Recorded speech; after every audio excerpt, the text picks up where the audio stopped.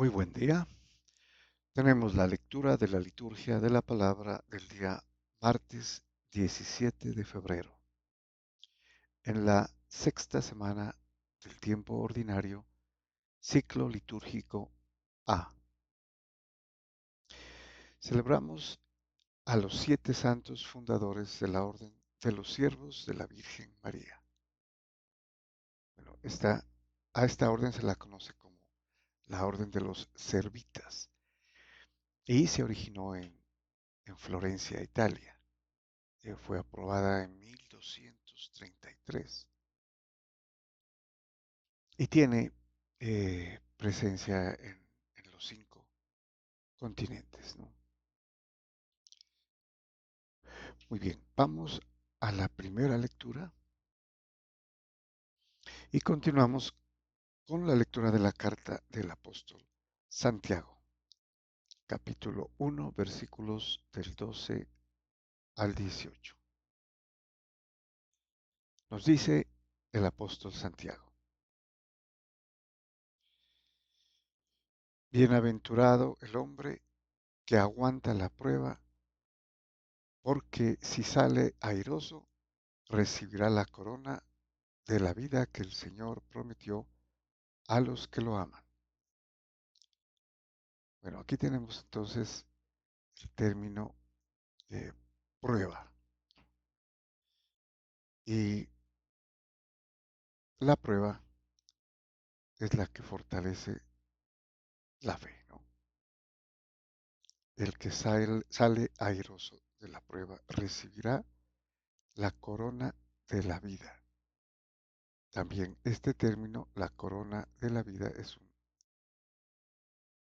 definido, ¿no?, como la corona.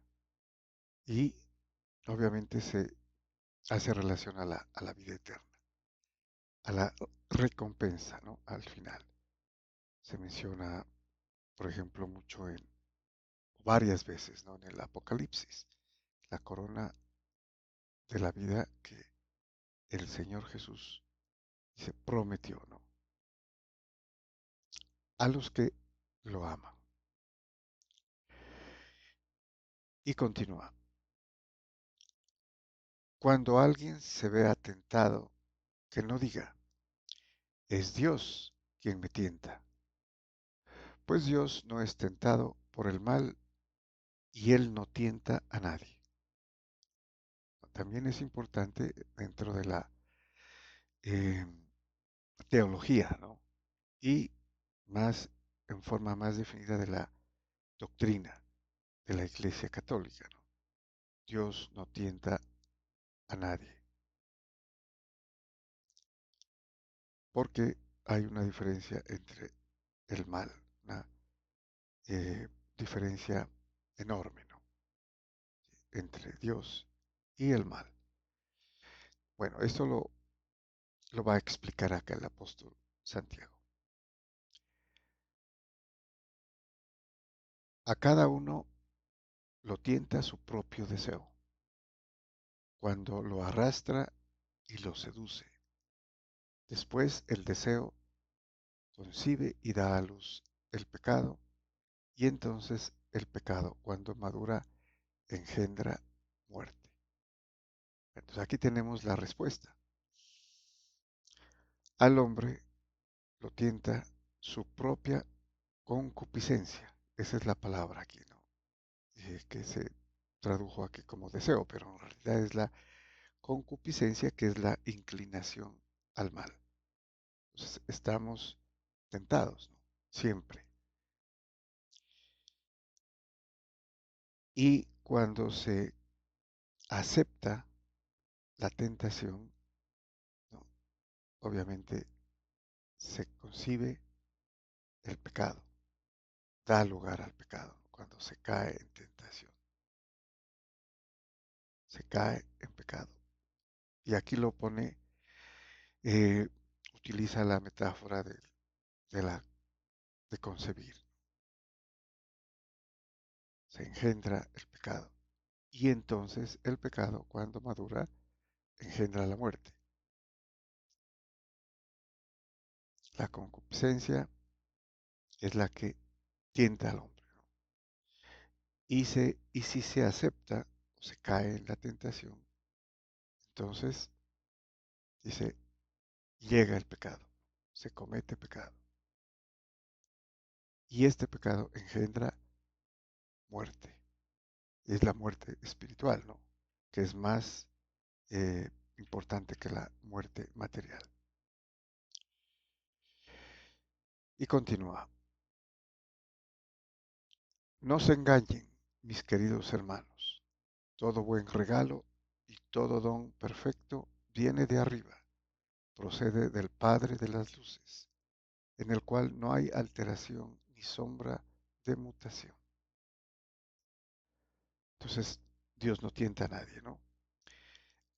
Al contrario, dice, todo buen regalo y todo don, que es lo que se da gratis, ¿no? El don o el dono, es la gracia, viene de arriba, viene de Dios, del Padre de las luces aquí, una referencia al creador del universo, ¿no? Las luces se ven aquí, las estrellas, el cual no, en el cual no hay alteración ni sombra. Por eso la diferencia de lo divino con lo material o el pecado. Y termina, por iniciativa propia, por propia iniciativa, nos engendró con la palabra de la verdad, para que seamos como una primicia de sus criaturas. Ha sido iniciativa entonces de Dios, engendrarnos con la palabra de la verdad. ¿A qué se refiere la palabra de la verdad? Aquí Santiago, el apóstol Santiago, está hablando a los cristianos convertidos del judaísmo y también del paganismo, ¿no? Y de la gentilidad. Y Dios los ha engendrado a través de la predicación del Evangelio, que es la palabra de la verdad, la palabra de Dios, Jesucristo. ¿En orden a qué? ¿O con qué propósito? No, nos ha engendrado para que seamos como una primicia de sus criaturas. El término primicia aquí es diferente a las primeras eh, ofrecimientos que hacían los judíos, ¿no? Después de la cosecha. Lo primero, acá el significado es más lo mejor, para que seamos como lo mejor de las criaturas, porque con la palabra de la verdad nos engendró por propia iniciativa, que es precisamente nos ha dado la vida eterna, ¿no? Bueno, y pasamos al Salmo. Tenemos el Salmo responsorial 93, cuyo responso es, dichoso el hombre a quien tú educas, Señor. Muy bien, este responso ya nos indica una especie de bienaventuranza, ¿no? Dichoso, feliz, bienaventurado el hombre a quien tú educas, Señor.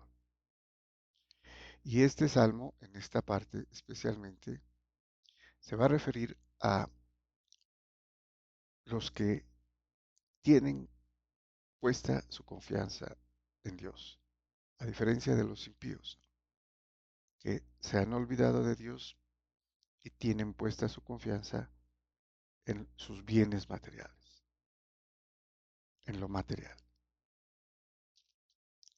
Por eso nos dice el salmista, dichoso el hombre a quien tú educas, al que enseñas tu ley, dándole descanso tras los años duros. Una referencia a la primera lectura, ¿no? Sobre la prueba. Lo educa con la ley, a través de la ley, en este caso la ley de Moisés y dándole reposo tras los años duros, tras las pruebas, tras las dificultades.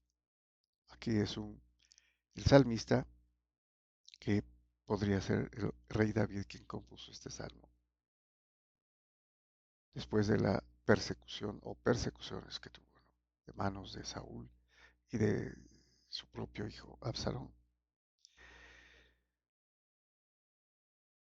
Tras los años duros, tras los años, tras las pruebas, tras las dificultades. Y continúa. Porque el Señor no rechaza a su pueblo, ni abandona su heredad. El juicio retornará a la justicia y la seguirán todos los rectos de corazón. Dios siempre cumple lo que promete, ¿no? Desde Noé, Abraham, David, todos los patriarcas. Dice, no abandona a su pueblo. Aquí el salmista se refiere a que en esa época la justicia estaba en manos de los impíos, aprovechándose de los pobres, de los humildes, de los desprotegidos, quienes solamente confiaban en Dios. Por eso dice, el juicio retornará a la justicia y la seguirán todos los rectos de corazón, todos los justos.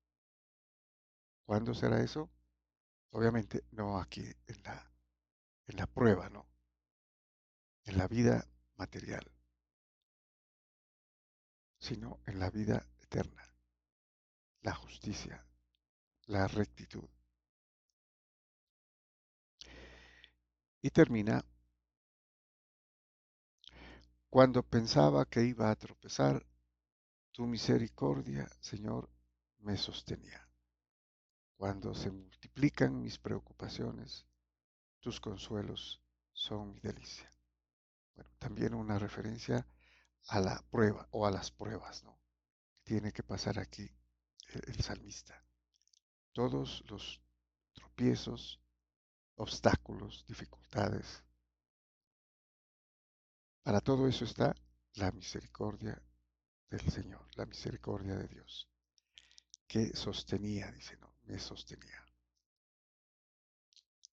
para poder sobrellevar todos los problemas, preocupaciones. Y estaba eh, seguro, confiado en la protección de Dios. Muy bien, y pasamos al Evangelio. Y continuamos desarrollando en esta sexta semana del tiempo ordinario el Evangelio según San Marcos, capítulo 8, versículos del 14 al 21. Muy bien, nos dice San Marcos, en aquel tiempo a los discípulos se les olvidó tomar pan y no tenían más que un pan en la barca. Y Jesús les ordenaba, diciendo, estén atentos, eviten la levadura de los fariseos y de Herodes. Y discutían entre ellos sobre el hecho de que no tenían panes. Dándose cuenta, les dijo Jesús, ¿por qué andan discutiendo que no tienen pan? ¿Aún no entienden ni comprenden? ¿Tienen el corazón embotado? ¿Tienen ojos y no ven? ¿Tienen oídos y no oyen? ¿No recuerdan cuántos cestos de sobras recogieron cuando repartí 5 panes entre 5,000 hombres? Ellos contestaron, 12. ¿Y cuántas canastas de sobras recogieron cuando repartí 7 entre 4,000? Le respondieron, 7. Él les dijo, ¿y no acaban de comprender? Bueno, entonces, aquí por lo menos con este relato que hace San Marcos sabemos que hubo dos ocasiones, ¿no? En la que el Señor multiplicó los panes, y también unos peces. Pero aquí se centra en los panes, ¿no? Que en la primera multiplicación, ¿no? 5 panes para 5,000 hombres. Sobraron 12 eh, cestos, ¿no? Y en la segunda oportunidad repartió 7 panes entre 4,000 y sobraron 7 cestos, ¿no? O canastas de sobras. Bueno, tendremos que hacer una observación al comienzo cuando el Señor les dice, estén atentos, eviten la levadura de los fariseos y de Herodes. Bueno, esta figura obviamente es cultural, ¿no? Más cultural de los judíos. Eh, la levadura se consideraba algo impuro en la celebración de las fiestas, como la Pascua, ¿no? Y entonces ellos no leudaban el pan. Incluso para preparar la Pascua, ellos barrían y limpiaban todo para que no haya levadura, ¿no? Porque eso era contrario a la celebración de la Pascua, donde se comía panes ácimos, o sea, sin levadura. Entonces no había que haber ninguna traza de levadura, porque lo que hace la levadura es transformar la masa, ¿no? La infla. Y al inflarse, la idea eh, cultural es que se corrompe, ¿no? Sí, es eh, levadura, leudada, la masa. Por eso les dice aquí, aquí está la explicación de la imagen, eviten la levadura de los fariseos, porque los fariseos corrompían la masa de los creyentes, que eran los apóstoles y los discípulos, ¿no? Para que rechazaran al Señor. Entonces los fariseos eh, negaban, rechazaban a Jesús y entonces corrompían la masa, ¿no? De creyentes. Y Herodes, obviamente, con su mal ejemplo, con su pecado, también, ¿no? Era considerado impureza y corrompía la masa de los fieles a quienes ya se les enseñaba, ¿no? La palabra del Señor y la obediencia de los mandamientos. Bueno, entonces en esto consistía. Y el Señor les dice, ¿no? Les dice que tienen que entender, tienen que deshacerse del corazón embotado, porque tienen ojos y no ven, tienen oídos y no oyen, porque todavía eh, piensan mucho en la parte material, ¿sí? Como por ejemplo en comer pan o satisfacerse materialmente, ¿no? Y aquí le está enseñando el milagro o a través de los milagros, ¿no? Lo importante que es tener en Jesús quien es el Mesías y que ha venido a rescatar la humanidad que se ha perdido o que estaba perdida por el pecado. Muy bien, muchas gracias y bendiciones.